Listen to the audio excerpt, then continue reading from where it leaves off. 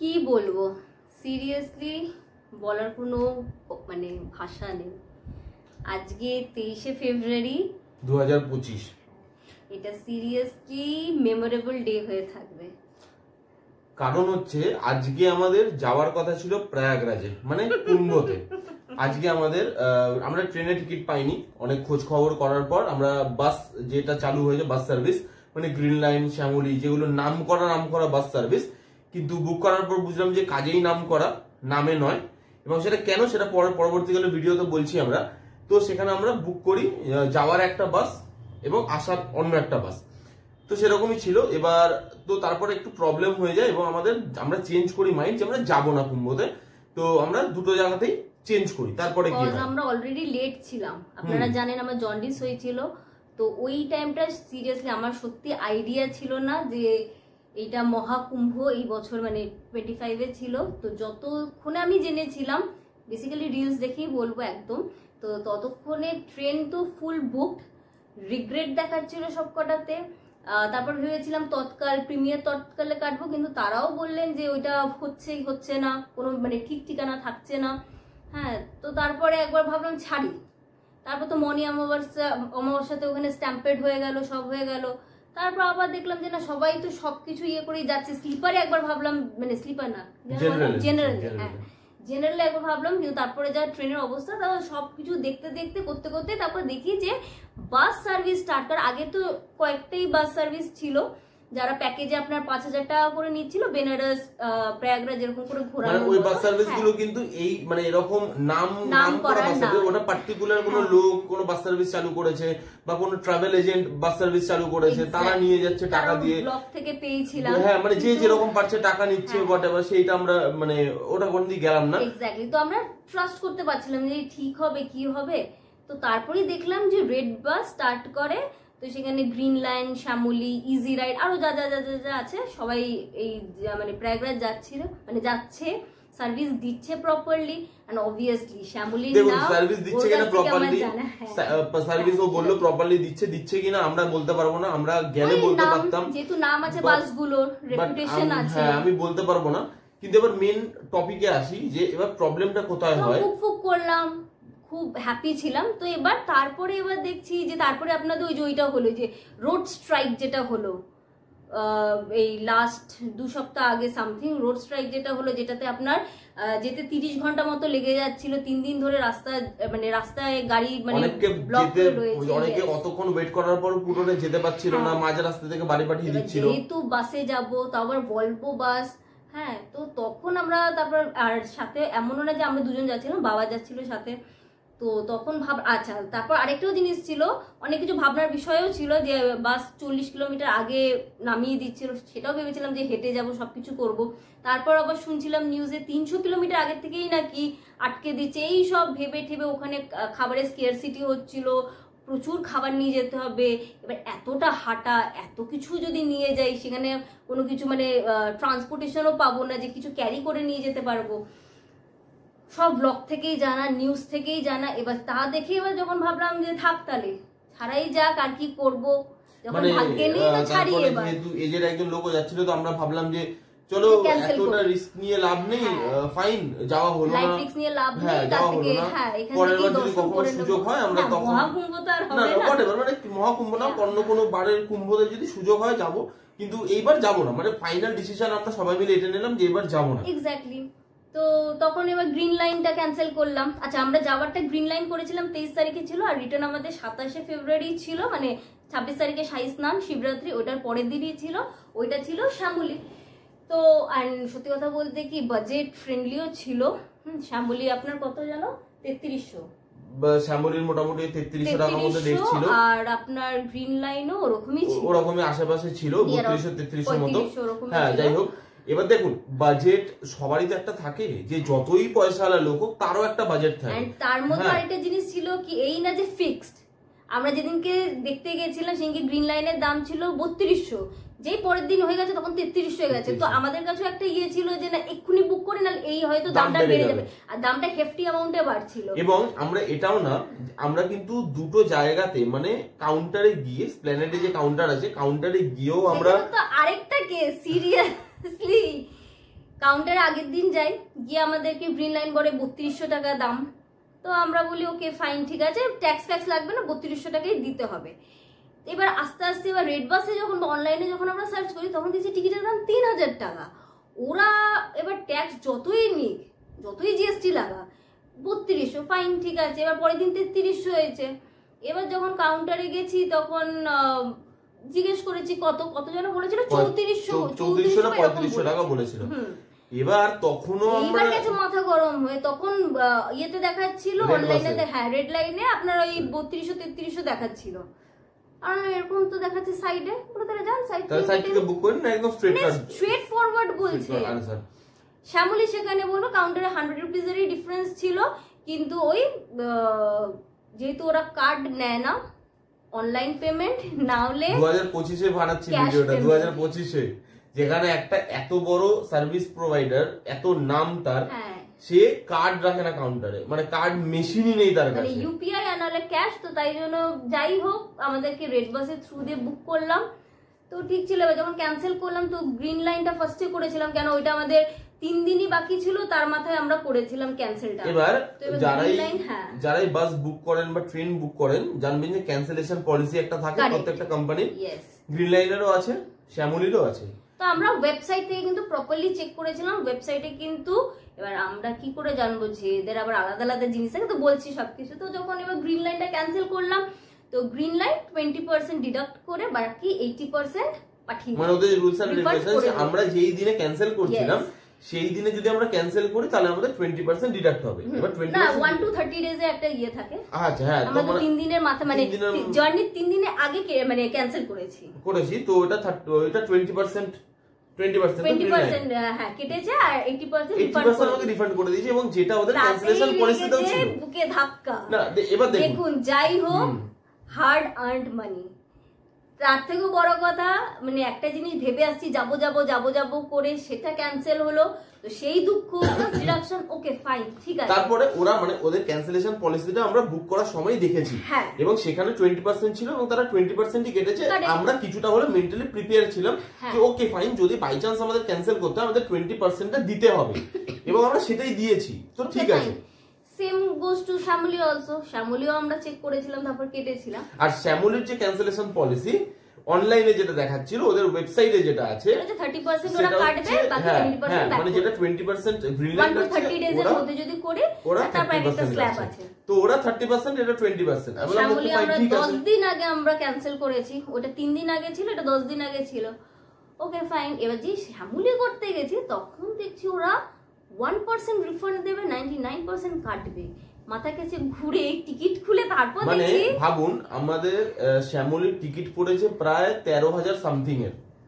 শ্যামলীর ফেরার টিকিটটা 3 জনের পড়েছে 11,000 সামথিং। আচ্ছা 11,000 সামথিং, চলো 11,000 ধরে নিলাম না, সামথিং অলসো। আমরা ফেরত পাচ্ছি 500-600 টাকা, মানে 500-600 মতো আমরা ফেরত পাচ্ছি।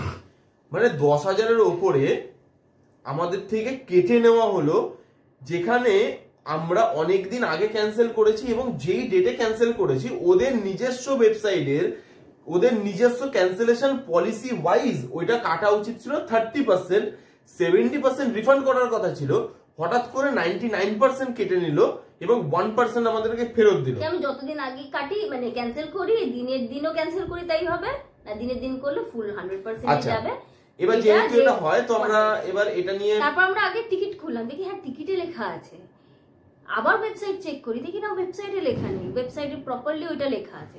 এবার শ্যামলীতে ফোন করি, আগে রেড বাসে ফোন করি, তো রেড বাস বললো যে না ম্যাম আমরা কিছু কাটি না। আমাদের প্রথম মনে ছিল কি যেহেতু আমরা রেড বাস মানে একটা থার্ড পার্টি অ্যাপ দিয়ে করেছি, তো এই ওরা বোধহয় 30%ই কাটছে, শ্যামলী 99%টা বোধহয় এরা চার্জ করছে। তো আমরা প্রথমে রেড বাসকে কল করি, তো রেড বাস কি বলে, রেড বাস বলে না ম্যাম এটা বাস অপারেটরই সব করে, আমরা কিন্তু খালি মিডিয়েটারই, আমরা কিন্তু কিছু করিনি। তারপর শ্যামলীতে ফোন করেছি, একটা রেপিউটেড কোম্পানি, এত বছর ধরে সার্ভিস দিচ্ছে, এত জায়গায় সার্ভিস দিচ্ছে, অবভিয়াসলি ফার্স্ট অফ অল একটা হসপিটালিটি আমরা এক্সপেক্ট করেই থাকি। তো লেডি ওয়াজ রুড, সিরিয়াসলি যেই বলি যে 99% কেটেছেন 1% মানে এটা তো আমাদের পলিসিতে আছে। আমি বললাম যে আপনাদের ওয়েবসাইটে তো নেই ম্যাম, বললাম না এটা হচ্ছে আমাদের স্পেশাল সার্ভিসের জন্য স্পেশাল পলিসি, আর স্পেশাল পলিসি আপনার ওয়েবসাইটে তো কোথাও মেনশন নেই, আপনার ওখানে তো জেনারেল আছে, ওইটা দেখে আমি বুক করেছি। বলো না প্রয়াগরাজের জন্য এটা অ্যাপ্লিকেবল। এটা কোথায় আছে বলে, আপনি যখন প্রয়াগরাজ আপনি যখন কাটবেন ওখানে বাস পলিসি আছে, ওখানে লেখা আছে। তারপর আমি যখন চেক করি দেখি হ্যাঁ ওখানে ছোট্ট করে নিচে বাস পলিসি বলে একটা অপশন আছে, ওখানে পলিসিটা। সেটা প্রয়াগরাজের ক্ষেত্রে ওদের মেইন ওয়েবসাইটে আর 5টা জায়গার, দিল্লি, মুম্বাই, হোয়াটএভার, দীঘা, পুরী, আপনি যেখানেই যাবেন বাসে করে, সেখানে দিল্লি মুম্বাই বেশি বলে ফেললাম, মানে দিল্লি মুম্বাই যায় কি আমার জানা নেই, হোয়াটএভার আমার মুখ থেকে বেরিয়ে গেল তাই আমি বলে দিলাম। তো দীঘা, পুরী, শিলিগুড়ি, আসানসোল এই সব জায়গাগুলো 30%ই আছে, সেই পলিসি আছে। খালি প্রয়াগরাজের জন্য ওদের 99% হয়ে গেছে, যেটা ওদের। আপনারা একটা জিনিস বলুন, হ্যাঁ সেটা হচ্ছে যেখানে আমি দেখছি মানে প্রত্যেকটা মিনিট ইজ প্রেশিয়াস, এরকম না যে প্রাইস কনস্ট্যান্ট আমি পেয়ে যাবো, এরকম না যে সিট প্রচুর পড়ে রয়েছে আমি পেয়ে যাব। তো সেখানে তো একটা থাকে না যে ফটফট করে আমাকে টিকিটটা কাটতে হবে। টিকিট কাটার সময় থোড়ি আমি পলিসি পড়বো, যে আলাদা করে কি পলিসি থাকবে। ওদের তো তাহলে ওয়েবসাইটে মেনশন করা উচিত যে এটা হচ্ছে আমাদের general policy, in special case এইটা হচ্ছে আমাদের পলিসি। এবং আমরা ওয়েবসাইট এমন না যে আমরা পলিসি পড়িনি, এখনো যদি দেখেন ওয়েবসাইটে কোথাও আলাদা করে ওদের যে ক্যান্সেলেশন পলিসি চার্টটা আছে কোথাও কিছু নেই। আমরা ক্যান্সেলেশন না করে কিন্তু বুক করিনি, ওয়েবসাইটেই তো মানুষ তো ওয়েবসাইট তাই জন্যই বানায় যে লোক ওয়েবসাইটে এসে কাজ করে। এত বড় একটা কোম্পানি এত সার্ভিস দিচ্ছেন, ভালো সার্ভিস দিচ্ছেন, লোকের মুখে আপনার এত নাম আছে, আপনি কিছু তো ক্ল্যারিটি মেইনটেইন করুন।